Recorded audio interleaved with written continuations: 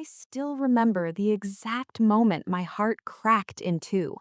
We were sitting at our little kitchen table, the one we'd picked out together after he proposed, candles flickering like they did the night he got down on one knee on that beach in Florida.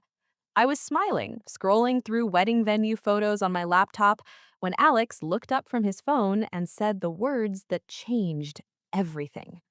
From now on, my salary is mine. You handle your own half. Just like that. No warning, no soft voice. He didn't even look sorry. He kept scrolling like he'd just told me what he wanted for dinner. I laughed at first, thinking it was a joke. Babe, what?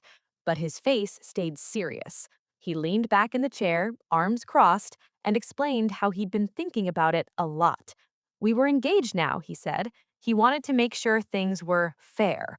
His money was his, my money was mine. We'd split every bill, every wedding expense, everything 50-50 from that day forward. I felt the air leave the room. We'd been together for 2.5 years. I'd supported him when he switched jobs. I'd stayed up late helping him study for his real estate license. I'd already paid the $8,000 deposit on the venue because he said he was a little short this month. And now, 3 months after he slipped that beautiful ring on my finger and promised me forever, he was drawing a line in the sand with my heart on the other side. I tried to stay calm. Alex, we're building a life together. We're supposed to be a team. My voice shook, but I kept it together. He just shrugged and said, "That's old school thinking, Em. Modern couples keep things separate. You're strong. You can handle it." That night, I lay in bed beside him, listening to him breathe like nothing had happened, while tears slipped down my cheeks and soaked the pillow. I kept replaying the proposal in my mind, the way he cried when I said yes, the way he called me his forever. But what I didn't know that night was that his words about money were only the first crack in a much bigger lie. And that lie was about to break me completely, before I decided I would never let it break me again. The next few weeks felt like walking through fog. I smiled for our families, posted happy couple pictures online, and kept planning the wedding like nothing was wrong. But inside, I was unraveling. Every time I paid for groceries or the new couch we both wanted, Alex would casually remind me, "Remember, we're splitting everything now." He started keeping his pay stubs hidden. He stopped asking how my day was at the hospital where I work as a nurse, and he never offered to help with the mounting wedding costs. Then the little things started adding up. He'd come home late, smelling like a perfume that wasn't mine. His phone would light up at 2 a.m., and he'd snatch it so fast I barely saw the name Sarah. I told myself I was being paranoid, until the day I found the hotel receipt in his gym bag. A nice hotel downtown, the same weekend he told me he was at a real estate conference 3 hours away. My hands shook as I opened his phone while he was in the shower. The messages were there, months of them. Sarah wasn't just a coworker. She was the woman he'd been seeing since 2 weeks after our engagement. He told her I was clingy and always talking about money. He sent her flowers with the credit card I had paid off for him. He complained that I expected him to share everything when all he wanted was his freedom. I sat on the bathroom floor after he left for work, crying so hard I couldn't breathe. The man I loved had looked me in the eyes, put a ring on my finger, and then treated me like a roommate he was trying to shake off financially, all while giving another woman the affection and money he said he didn't have for me. The betrayal cut deeper than anything I had ever felt. I felt small. I felt stupid. I felt used. But something shifted inside me that same afternoon. The tears stopped. I wiped my face, looked at myself in the mirror, and whispered, "No more." I didn't scream. I didn't confront him. I stayed silent because I was planning something bigger. I started saving every extra penny in a secret account. I quietly gathered screenshots, voice recordings of him explaining his salary is mine rule, and every flirty message he sent Sarah. I reached out to her, not to fight, but to confirm everything. She was shocked when she learned he was engaged. She sent me even more proof. I kept playing the perfect fiancé. I smiled when he talked about our future. I let him believe I was still the same heartbroken girl he could control. But every night I reminded myself, this man didn't just betray my love, he tried to break my spirit. And I was going to show him exactly how strong that spirit really was.